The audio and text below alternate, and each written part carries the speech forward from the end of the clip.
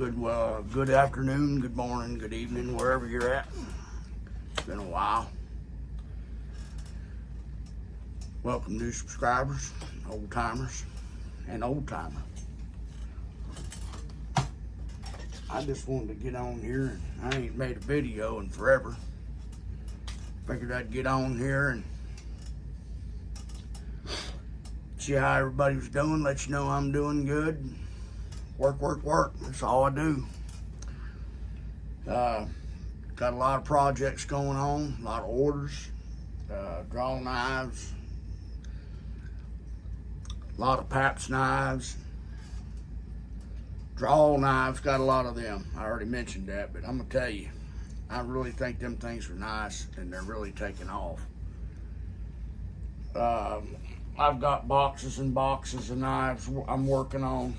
I have 2 draw knives I haven't started yet because I'm about a month and a half out now.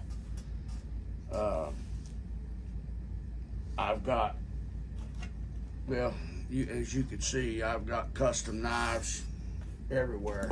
I mean, if you could see this whole table right here is just lined with them. I will have a couple extras. This one to be exact. It will be for sale in a few weeks. And I've got this one, which will be for sale. This is one of Pop's designs. It'll be for sale. And I've got a couple more projects in the works. What I mainly wanted to talk about was axe handles. Let's talk axe handles. Now I want to hear from you old axe hafters, you know, the guys that's been doing it a while, the Castermans, the Hicks, the Joiners, Mr. Daniels, all you old timers, not necessarily old timers, but men that's been hafting axes from scratch for a while. Leave some comments on the video on this subject. We all know that going from a tree to a stick of lumber to a finished handle is not an easy task. It takes time, sometimes more than 2 years, because of the air drying. Well, you got to find a tree first that's accessible. That's number one. Number two is you have to find the right tree. Now, the preferred wood of most hafters is hickory, but there are also ash, white oak, and red oak. I've made a handle out of red oak, and it's a fabulous banger handle. You just have to leave a little bit more meat on the bone, in my opinion. But you find the right tree, and you have to cut that tree, fell it, buck the logs, get the logs out, get them to a mill, or cut them down to where you can hand split them. I know Casterman does a lot of that, and I'm gonna tell you, that guy's amazing when it comes to that. I know John Hudson's a great axe hafter, and he's probably split them, split staves down, rails, and these have to be dried. Before you split them, do you air dry the logs for 8 months to a year and a half, 2 years, whatever your method is? I honestly believe a log, after it's cut, needs to lay up off the ground for a year before you cut into it. That's going to relieve a lot of the stress in that log. Is it going to dry completely? No. You still have to dry it after you cut it down into, or split it down into board form. When I mean board form, I mean like this. Blanks. The right length, the right thickness, and the right width, okay? And your grain orientation has to be right. It has to be basically quarter sawn. So you want the grain running up and down across the width of the handle. See? Just like so. You see that little fine checking? That's why they cut these blanks longer than what they need to be, because they're going to check when they dry even more. The key to these handles, and to keep them straight after you're done with them, is the dryness of the wood. Now, can you get them too dry? I believe so. There's percentage of moistures out there that everybody agrees upon. Some people say, oh, you got to get them under 10%. Some people say under 15%. I think once you get under 15%, you're pretty good. Some people think 20%. Some people go as far as single digits. I think you can get them too dry, my opinion, because when you find a handle that's been kiln dried and you're done with it, and you go to put a finish on it, and if it's dry, it will suck finish for days, okay? You're going to fill it all the way up with finish, and that takes several days of going back over it or soaking it in a tank like Casterman does. And I think he uses linseed oil. Don't quote me on that. I believe that's what he uses. Bold linseed oil, maybe. I'll have to get with him on that. But he soaks his for like a day or two, or however long he does it. But it's a pretty good while. But I believe he gets really good results. I like Watco. It's a Danish oil. Of course, everything soaks in deeper on the end grain. You know, this is the end grain. It will suck up fluid from this end grain more than it will from the side grain. That'll only go so deep, side grain. I believe that's why Casterman soaks his, because it sucks all that finish you're trying to get in it. And it has longer to do that. Keeps the handle stabler. In other words, it won't change as the weather changes or the temperature changes. Handles do warp over time. I've had people tell me, don't store them leaning them against the wall. I said, why? He said, well, over time, that handle will develop a curve to it. You might not see it right off. I don't know. I haven't been doing it that long to notice. Somebody correct me if I'm wrong about that. I can't sit here and say, yeah, that's fact, because I haven't seen it. It's just something that I've heard from a few old timers.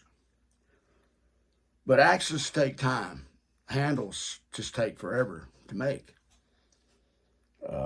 Once you get them into board form, like this, and they're dry, they're stable, then you have to come up with a pattern.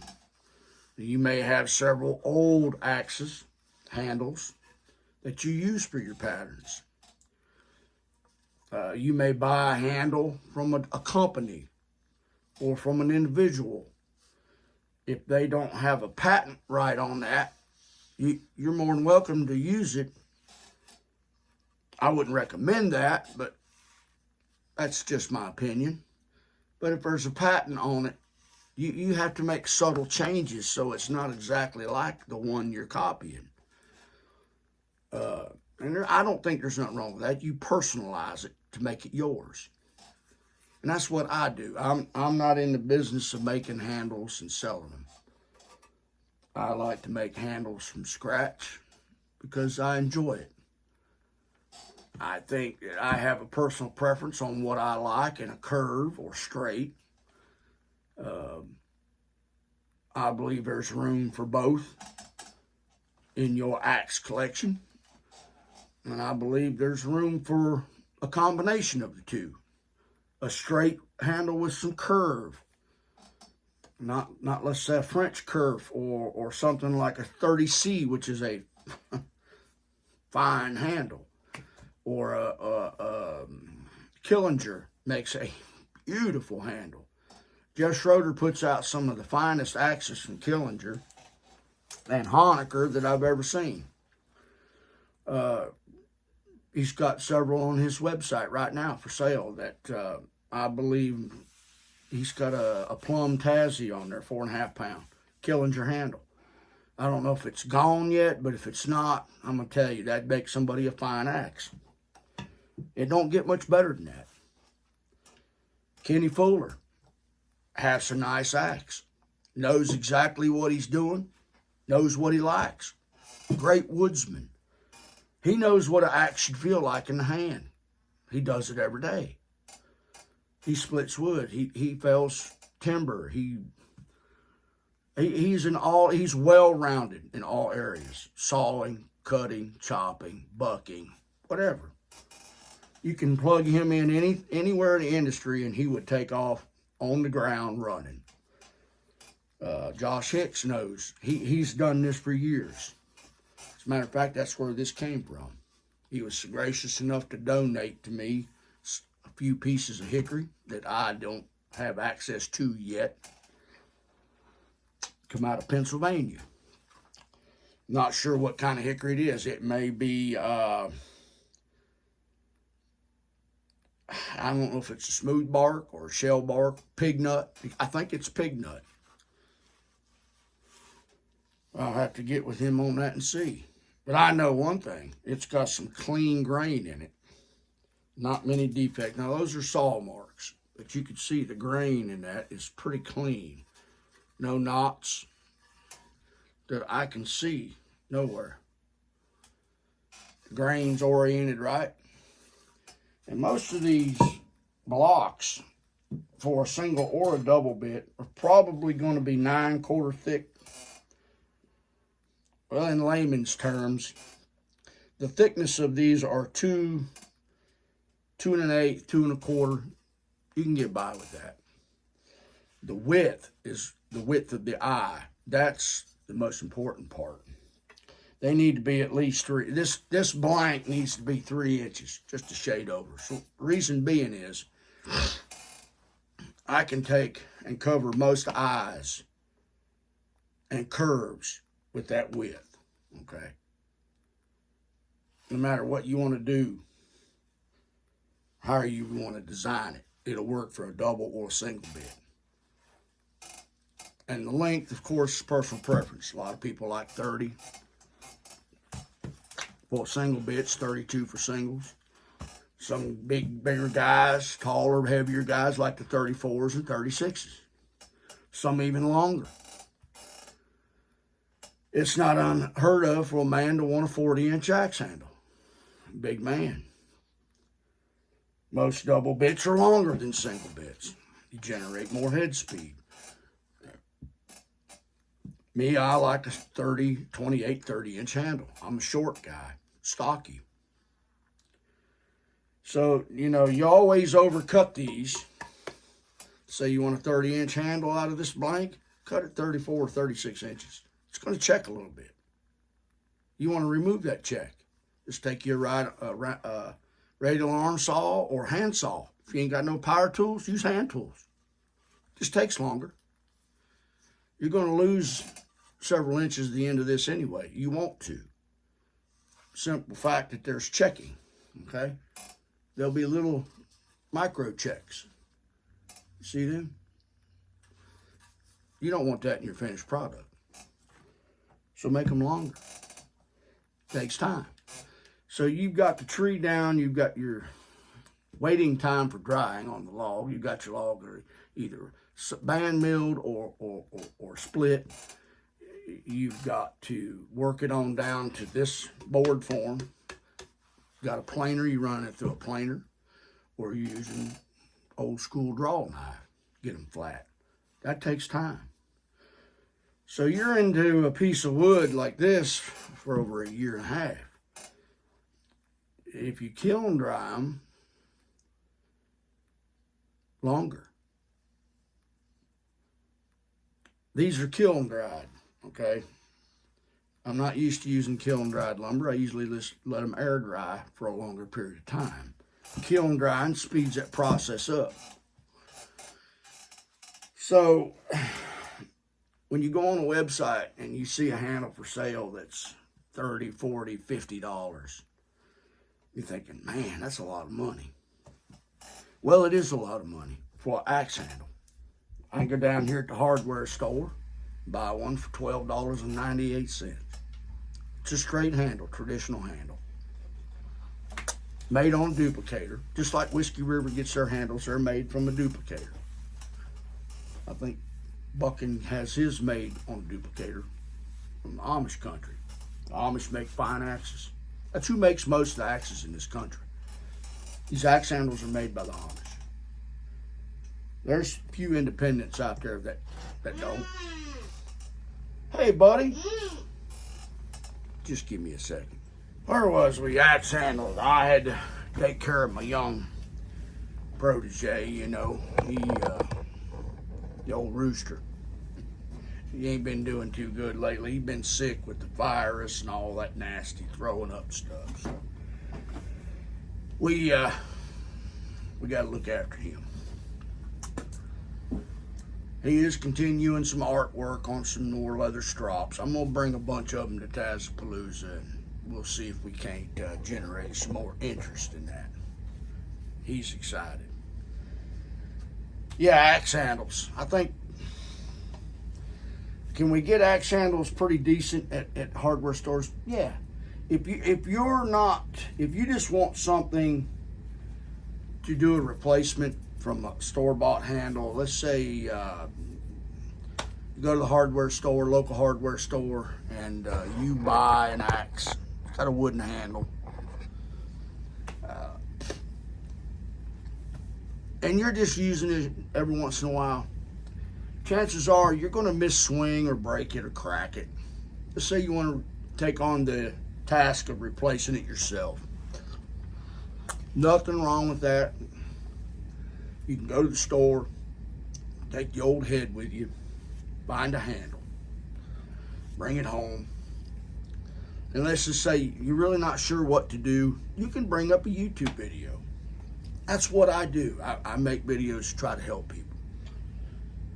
And you can pretty much haft it back yourself with a few instructional videos. There's guys out there that teach basic axe hafting all the way up to the advanced stuff. It's a great tool. And I'm not saying, well, you might not, want to trust people on YouTube. Well, who are you going to trust? How many people do you have that you can pick up the phone and call and say, I need to learn how to haft the axe. Where's the nearest school? Well, I got news for you. There's probably not going to be a school for axe hafting. If you don't find it on YouTube or Google it or whatever you do, you go to the library, I guess, find a book. But somebody has to show you how to do this. Take these hands and produce an axe handle, or show you how to use a store-bought handle and rehaft it. There's the things that I believe that get overlooked as people take for granted the amount of time it takes to produce a handle from a tree to a board to a handle. So you take this and you go to this. Now this is my own design, okay? This is for a special project. This is different elements from different axes that I like, and I have incorporated into my own design. Now this is an extra large eye. It's for an extra large axe head. Therefore, the beefiness in the handle. Oh, that looks thin for a big handle. Well, it may be a little thin here and there, but that's in design. It's designed with a great palm swell, straight, dead straight. I mean, it's dead straight. It's designed to carry a bigger head. It's not overly fat. but it's very, very transitionable. And what I mean by that is from this hand position to that hand position, okay? It's a 30-inch handle.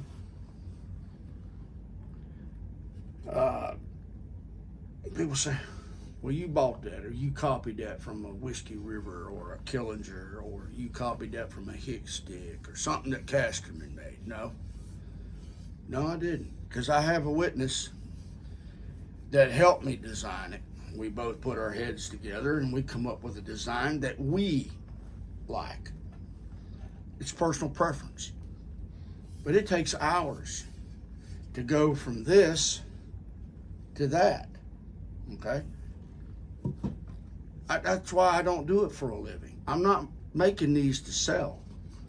If you want a handle made by me, I'll make you one. You send me a head, say, John, I would love for you to make a handle and haft me an axe. You pay for the shipping, I'll make you a handle. But I can't do it so much so fast. I got a ton of knives I'm working on. I just took a break and wanted to make a handle. And this is what I come up with. I think it's got the right amount of curve, head handle to height. It's not really radical, but I think it's a great design.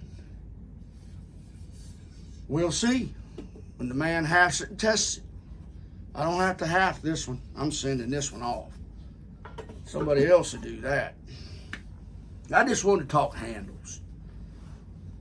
You know, I think we need to give these handle makers more props. That's a lot of work. More work than the average person understands. So I feel you, Casterman and Hicks and Mr. Daniels and Tom Joyner, guy's master. John Hudson makes a beautiful, beautiful handle. A lot of laminated palm swells, just gorgeous. There's some good axe hafters out there. Just like there's some good chainsaw guys. Oh, don't forget about old Aaron Lynch and John Bob. Those guys, Aaron Lynch knows how to haft axes, make handles, stuff like that. He just does a lot of chainsaw work and don't have time to do that. But I know he's got a nice axe collection, and some of them handles he's made himself. He knows what he's doing. And there's some other fellows out there. Look at Jeff Schroeder, great axe hafter. I know I got some of his work sitting over here. Let's give these guys some props. You know, let's not say, well, that handle, that's $50 shipped, you know. But I'm going to tell you, you want a Whiskey River 30C? They're like $43 and change before the shipping. They're high. They're expensive. Some axes are just very expensive, but they're custom axe handles. Are they mass produced? I wouldn't say by the thousands, 100 at a time maybe, on a duplicator. So yeah, I think those are a little bit high because they're made on a machine. They're not handmade, you know. I think the guys that are still doing it by hand or somewhat by hand, they deserve one of them. They make a tough job look easy because you don't see the behind the scenes work of the draw knives and the farrier's rasps and the balancing and the fine tuning, keeping everything straight. And the patience. You've got to have patience. And when you mess a handle up after you've had 3 days in it, you know, you've got to be honest with yourself, say, do I really want to go with what I got, or do I want to start over? That's when the integrity part comes in, okay? When, you know, you're selling an axe for $300 to $600, it's got a custom handle in it. You just can't let anything go out the door. So you're going to start over if you make a mistake on a handle and say, I have to eat that one. that's that's a gut punch. So let's not be too quick to judge these custom handle makers. They're worth their weight in gold. But I just wanted to make a handle myself. I've made 2 or 3 now. I think Kenny Fuller's got 1, maybe 2. I know I've got a wedge banger I made the handle for. Josh Hicks makes a curved wedge bang handle that if he ever gets started again, I know he's going to. We've been talking, and old Josh has got some stuff in the works. We're not going to say anything about that. We're just going to let him take care of that. I'm excited. But I'm going to let the axe handle makers make handles. I'm going to make knives. And then every once in a while, I'll make a handle. So, yeah, I'm going to make a handle, but I'm going to have the time I can spend on one handle at a time and make it perfect as I can make it. Where you buy one from Whiskey River or some other axe handle company, there might be 1 or 2 slip through the first 500 or 1,000 handles that might have a defect in them. Whiskey River will replace that handle. If you get a handle and you're hafting it and you crack this is really subject to cracking when you're hafting, okay? I've cracked a Whiskey River, 2 of them. My fault. 1, I hit it on the edge. Don't want to do that. You want to make sure it's flat on the top. When the man that's hafting the axe handle gets done hafting it, then he can finish the profile how he wants it. So I cracked it, the first one, and I thought, well, that's a piece of junk handle. But it was my fault. The second handle that I cracked, I got replaced. Nope, no problem. They sent me a brand new one, worked it all out. So don't, these guys that are making these handles, if you have a problem with them, they will work with you. If there's any issues with them, I'm sure they'll work with you. But axe handles, y'all let me know what you think. I think that the handle makes the head. I think it's a combination of the two. You can have the ultimate splitter or chopper and have the wrong handle, and it just doesn't work. Or vice versa. I think you can have the right handle with the wrong head. They have to be married, let's say. Most axe heads are 3.5 pounds, whether it's a Jersey, a double bit, Connie, Connecticut, whether it's a Kentucky pattern, Carolina pattern, a rafter axe head, you know what I'm saying. They're 3.5 pounds. Then you get into the 4 pounds, 4.5 pounds, up in the Tassies, some Connies. They start getting heavier. The custom axes, Honeckers, and Jeff Schroeder and them, some of the craftsmen, they're 4.5 pounds up to 5. The council splitters and choppers, some of them are 5. Some of the older axes are 5. Then you start talking about a huge weight difference. It requires a different handle. So the handle and the head have to match. Let me know what you think. I may be wrong, may be right. I don't know. That's just my opinion. My opinion on everything. I just don't say, well, this is the way it is and that's how it's going to be. No, I don't do that. So I've said enough about axe handles. I just wanted to get on here and touch base with everybody, and I'm still getting it, making knives. I'm doing a little bit of tool cart restoration. I've got a mining cart in there. I'll probably take some pictures of and post on my community page and let everybody know how it turned out. It's an old textile and mining cart. You know, the old ones with the big cast iron wheels and the casters on each end with the handle holes in the corners. Really nice. I mean, they're expensive, but if you can find them used, you know, unrestored, they're about $250. Some of them that are restored and restored correctly can be upwards of 500 plus. So I got a really, really good deal on this a couple years ago, and I just got around to doing it. Anyway, I love y'all. Be safe. God bless you, and watch Top Knot. And I'm going to give 2 shout outs. One's to Phenom, who is my hero. And let's see. How about Kim and Angie Wilson? Let's do that. Healed Heart, space, and Angie, or Kim Wilson. God bless y'all. Watch Top Knot. It's time to go back to work. I am covered up. Will Worthen, knives are coming to you soon.